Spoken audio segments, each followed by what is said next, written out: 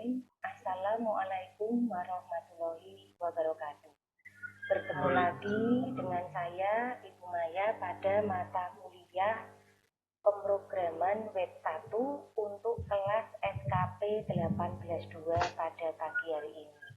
Senang sekali kita bisa bertemu lagi pada kesempatan ini karena kemarin kita ada libur lebaran ya, masih dalam suasana ini. Perkenankan saya mengucapkan minal aidin wal faizin, mohon maaf lahir dan batin kepada kelas SKP 18.2. Mohon maaf jika mungkin selama saya mengajar ada hal yang kurang berkenan gitu ya. Baiklah, untuk pagi ini saya akan memberikan materi baru ya, tentang prosedur dan SAP ya, tentang prosedur dan SAP. Nah, untuk lebih jelasnya kita akan melihat pada PPT yang akan saya bagikan kali ini. Nah, di sini ada prosedur SAP dan function, di mana kita melihat dulu dari sisi fungsi. Prosedur SAP dan function ini bertugas untuk menjalankan perintah yang sering diulang. Ya, saya ulangi sekali lagi. Untuk fungsi prosedur SAP dan function itu dipergunakan untuk menjalankan perintah yang sering diulang. Di mana untuk prosedur SAP biasanya dipergunakan jika perintah tersebut mempunyai nilai tetap. Nah, ini yang harus Anda camkan ya, karena di akhir pertemuan ini nanti itu ada kuis ya, diminta Anda bisa menjawab beberapa pertanyaan yang disampaikan di sini ya. Jadi harapan saya Anda bisa mendengarkan dengan baik. Nah, di sini saya ulangi sekali lagi pengertiannya. Prosedur SAP biasanya dipergunakan jika perintah tersebut mempunyai nilai tetap, sedangkan function akan menghasilkan nilai kembalian yang sifatnya berubah-ubah.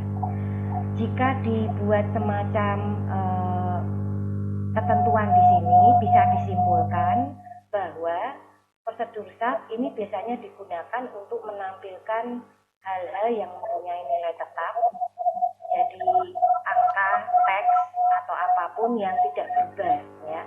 Tetapi kalau function ini nilainya berubah-ubah. Berarti kalau menggunakan function itu biasanya cenderung ada rumus yang dipakai karena ada perubahan di situ. Nah, ini perbedaan yang mencolok antara prosedur SAP dan function. Saya ulangi sekali lagi, siapa tahu nanti muncul di kuisnya perbedaan antara prosedur SAP dengan function adalah bahwa dalam prosedur SAP itu nilainya tetap, sedangkan untuk function itu berubah. Nah, kalau untuk function itu biasanya menggunakan rumus dalam pemakaiannya. Ya, ada rumus yang dipakai sehingga nanti hasil nilai itu akan mengalami perubahan.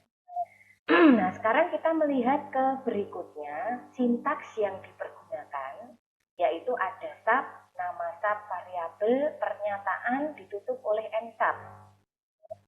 Sedangkan untuk function juga sama, function diikuti nama function atau variabel, pernyataan ditutup oleh end function. Yang perlu dilihat dari penulisan sintaks ini, jangan sampai salah dalam melakukan pengetikan. Biasanya rata-rata mahasiswa ini banyak yang menulisnya salah ya, kayak function ini C-nya itu diganti dengan G karena dianggap fungsi, begitu ya. Jadi diperhatikan nanti function penulisannya seperti ini. Sedangkan untuk prosedur SAP itu nanti ada beberapa nama di depan itu menggunakan SAP. Nah, yang perlu diperhatikan lagi bahwa untuk memanggil prosedur SAP dan function dapat dilakukan dengan mengetikkan langsung nama SAP atau nama function pada program Anda. Nah, jadi ini ya yang perlu kita perhatikan. Nanti kalau ada pertanyaan bagaimana cara memanggil, itu langsung dipanggil saja menggunakan namanya. Apakah itu nama sub ataukah nama function, seperti itu. Nah, berikutnya ada contoh program di sini. Ini contoh prosedur sub ya. Jadi nanti judulnya latihan prosedur sub dan function di sini. Ini akan muncul pada sudut kiri browser Anda masing-masing. Kemudian di sini ada kata center ya, text center. Berarti nanti tulisan yang ada di sini ini akan ditampilkan di tengah, posisinya di tengah browser Anda. Kemudian ada subjudul kurung buka kurung tutup. Nah, ini adalah prosedur sub ini. Ya. Kemudian ada respond.type, font face tipenya Arial, warnanya red di sini ya. Kemudian respond.type H2 master komputer. Ini tulisannya nanti. Headingnya 2. Berarti ketebalan dari tulisan itu besarnya ya, itu menggunakan heading 2. Kemudian respon.red alamatnya dituliskan di sini, ada BR ya, kemudian telepon, HR, and sub. Anda perhatikan dari tampilan program ini kita menggunakan call judul. Berarti langsung dipanggil saja namanya.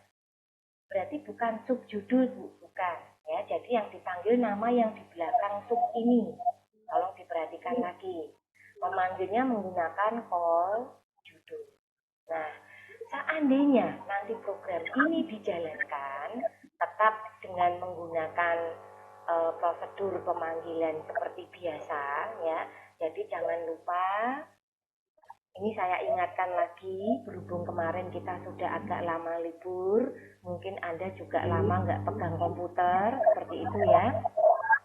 Nanti jangan lupa diaktifkan dulu baby webnya, di setting seperti biasa, pastikan dalam posisi on port 80.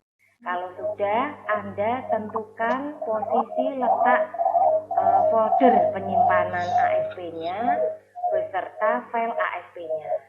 Nah, nanti kalau sudah disetting, kita panggil, hasilnya seperti ini ya, di browser Anda masing-masing.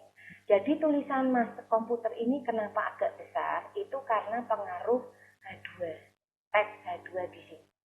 Ya, jadi heading itu ada heading 1, 2, 3, 4, 5, 6. Ya, 7 seperti itu. Jadi ini menunjukkan ukuran masing-masing dalam HTML. Nah, berikutnya di sini ada enter ke bawah baris kosong ya. Ini ada baris kosong juga akibat dari perintah BR yang di sini. BR-nya ada 2 kali ya. Ada 2 kali sehingga tampilannya seperti ini. Nah, yang dimaksud tadi ada prosedur sub judul ini muncul. Kita lihat bahwa prosedur sub itu nilainya tetap, tidak berubah. Ya, jadi seandainya nanti kita membuat program lagi di bawahnya judul ini, mungkin ada sebuah form gitu ya. Kemudian bagian bawah di bagian paling bawah itu Anda tampilkan lagi tulisan ini, kita tinggal memanggil call judul. Maksudnya seperti itu. Jadi kalau prosedur itu nilainya tetap, bisa berupa angka, bisa berupa teks ataupun yang lainnya. Ya, jadi dia tidak akan mengalami perubahan. Tampilnya ya itu-itu saja, sesuai dengan apa yang Anda buat di dalam prosedur sub-nya.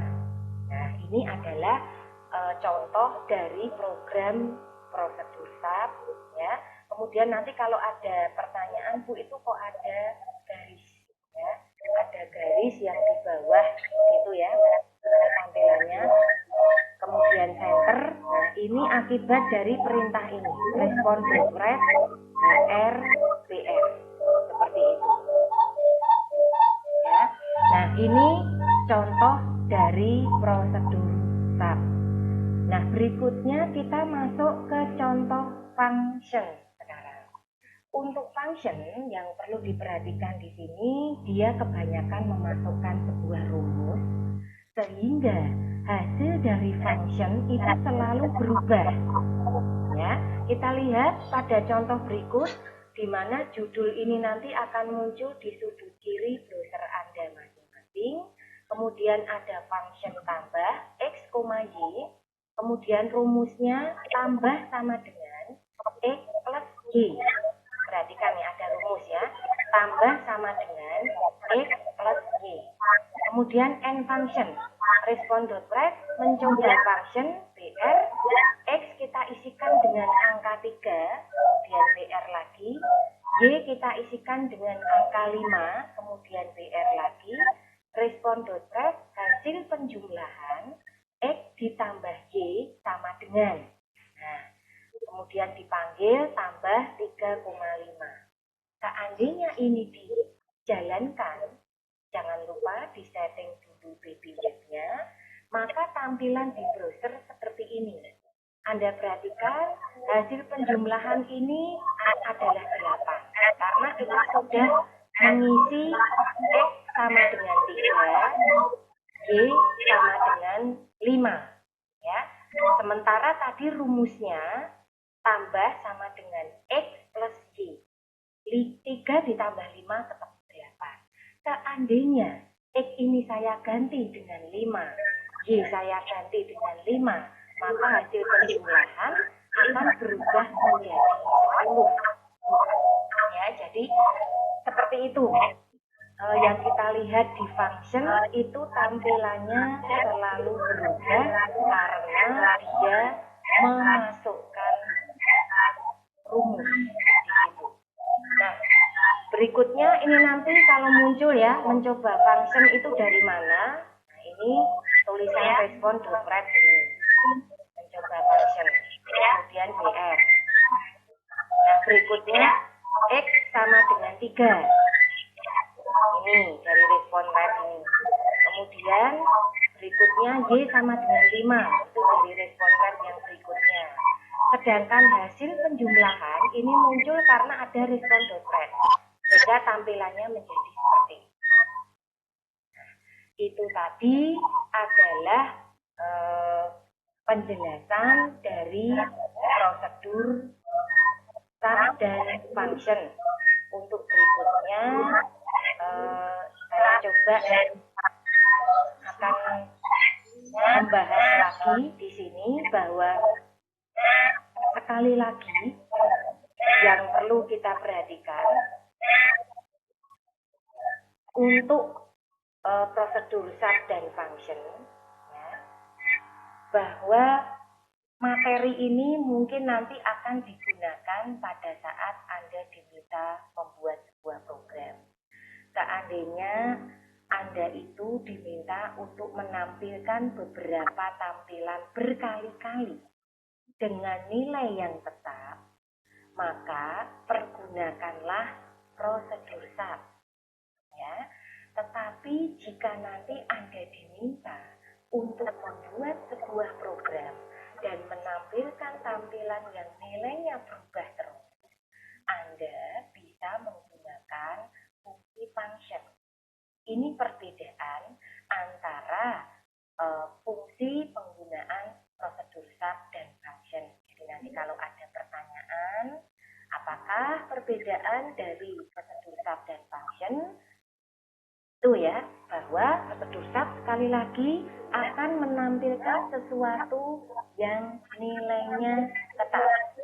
Sedangkan function akan menampilkan sesuatu yang nilainya berubah-ubah. Nah, mungkin perlu diketahui bahwa di dalam function, karena kita menggunakan banyak rumus ya di sini ya, untuk beberapa operator yang dikenal di dalam function.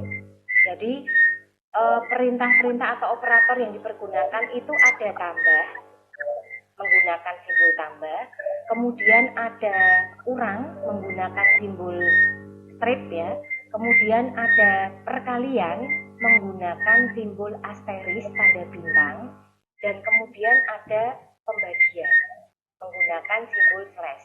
seperti itu. Nah, jadi sekali lagi di sini nanti kalau kita menggunakan rumus, kita harus melihat sekali lagi fungsi-fungsi yang dikenal di dalam program ASP ketika kita menggunakan rumus tersebut. Ini yang perlu saya sampaikan kepada Anda.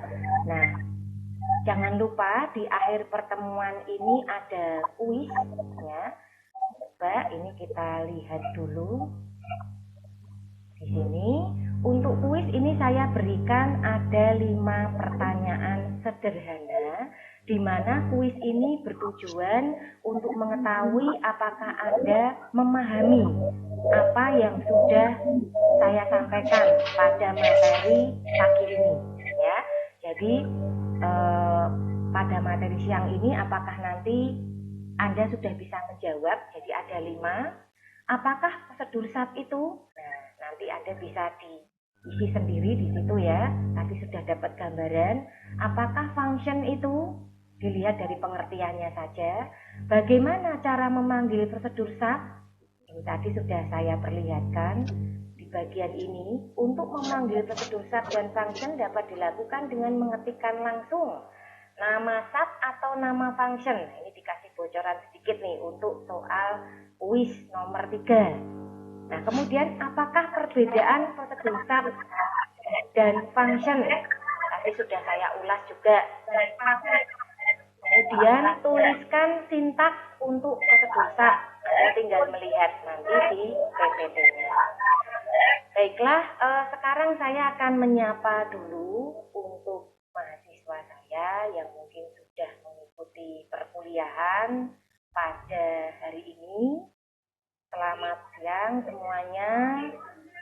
Untuk nama ya, ini saya kurang paham nih siapa saja yang ikut ini. Mas Agung mana Mas Agung? Mas Agung bisa mendengar saya? Mas Agus Cahyono? Ya, dengar dulu. Oke, selamat. Ini ya, mohon maaf lahir batin Mas Agus, lama tidak bertemu.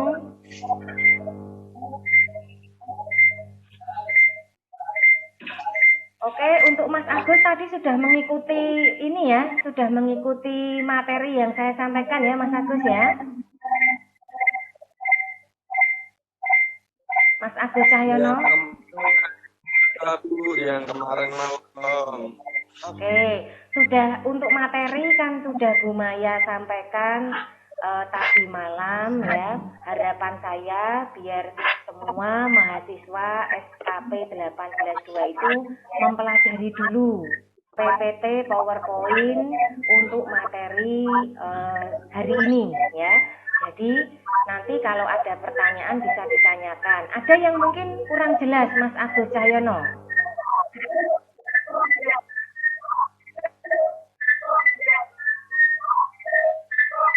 Ada yang mungkin kurang jelas Mas Agus?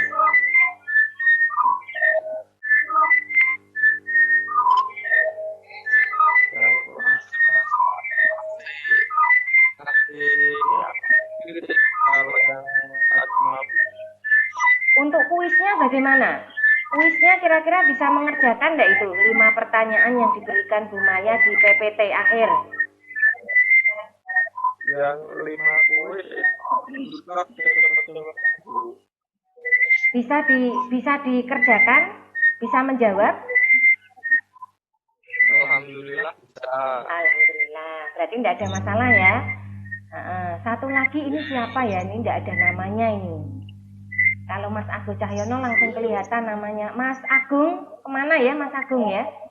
Mas Agung. Mas Agung. Mas Agung Wibi.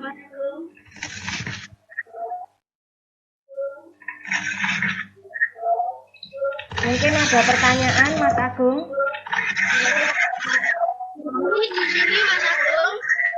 Ini yang noise-nya paling besar nih punyanya Mas Agung ini. Yang lainnya anteng-anteng semua ya. Oke, yang satu lagi ini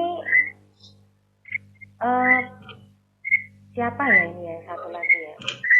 Oke, Mas Agung, saya mau tanya nih. Mas Agung, bisa menjawab kuisnya Mas Agung?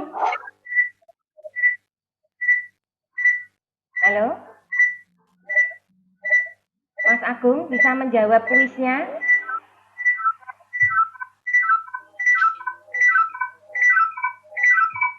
Halo, Mas Agung, bisa ya? Yang 5 kuis itu ada yang nggak bisa, yang nggak paham, yang mana?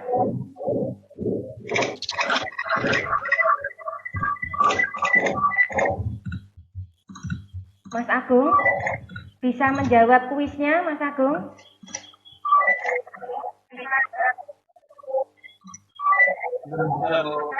Coba dilihat lagi, itu kan sudah ada di PPT. Nanti dilihat ya, itu sebetulnya gampang sekali, pertanyaannya juga sederhana. Dari apa yang saya sampaikan, itu Anda bisa menjawabnya di situ. Kemudian ini satu lagi. Nah, oke. Jadi intinya untuk materi yang saya sampaikan pada hari ini tentang prosedur sub dan function itu bisa dipahami ya, Mas Agus Cahyono. Masih mendengar Bu Maya, Mas Agus Cahyono? Oke. Masih mendengar saya, Mas Agus Cahyono? Oke. Oke, tadi saya sudah berdiskusi sebentar dengan beberapa mahasiswa dari SKP 182. Memang karena keterbatasan kondisi dari sinyal, kemudian kuota dan lain-lain tidak sebanyak biasanya, mungkin juga karena posisinya mereka juga masih banyak yang liburan juga begitu ya, masih merasakan suasana liburan, jadi mungkin belum bisa mengikuti secara aktif perkuliahan pada hari ini. Jadi intinya sekali lagi pada pertemuan siang hari ini bahwa materi prosedur sub dan function itu sudah saya sampaikan. Untuk bahannya sendiri sudah saya kopikan sejak tadi malam di classroom, bisa dibaca oleh masing-masing mahasiswa, bisa dilihat, dibuka, sudah saya informasikan lewat WA group. Kemudian Anda juga sudah mengikuti perkuliahan pada siang hari ini. Sekali lagi terima kasih atas atensinya. Intinya saya memberikan kesimpulan pada pertemuan siang hari ini. Yang pertama, materi prosedur sub dan function ini merupakan perintah yang cukup sering dipergunakan di dalam program, khususnya untuk menampilkan beberapa hal yang sifatnya satu, tetap, dan yang kedua berubah-ubah. Nah, untuk prosedur sub yang kedua ya, itu adalah perintah yang sering digunakan untuk menampilkan sesuatu yang sifatnya tetap.